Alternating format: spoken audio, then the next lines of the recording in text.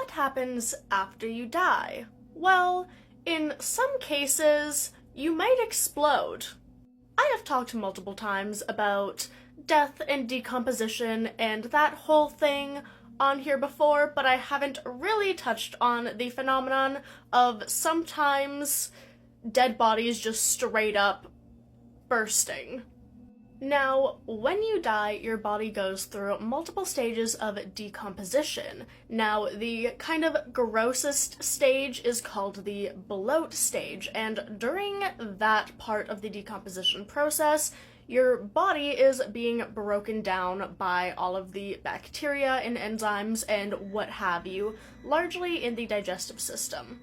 And during that process, multiple different gases are created. There's the putrescine and cadaverine, which I've talked about before, that give their dead bodies the kind of distinctive smell, but there's also multiple other ones, including this one, which is methane, a very well-known greenhouse gas and an organic molecule, but there's also multiple other ones, including ammonia and hydrogen sulfide. Now, that's also kind of where you get the term bloat stage from, because specifically in the digestive system, your organs tend to fill up with these gases and expand and become bloated. And in the right conditions, they build up so much pressure that eventually the stomach and other digestive organs just kind of burst like a balloon. And then it's really gross and pretty gory, and whatever space that they were enclosed in has a lot of gore and corpse bits splattered about it.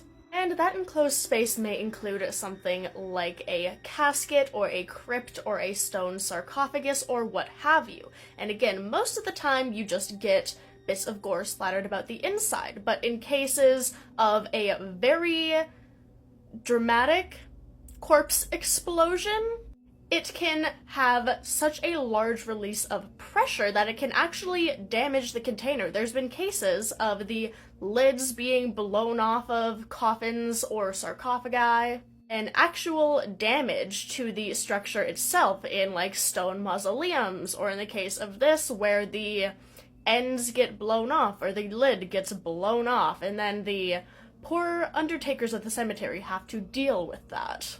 And also the family members of the deceased usually are not very pleased by this outcome, because you don't want to think about your dead relative exploding inside of their eternal resting place. That's not very good. However, this is a natural process triggered by the decomposition process that does happen to everybody, with some exceptions in the cases of like mummies or bog bodies, where they don't decompose under the normal processes.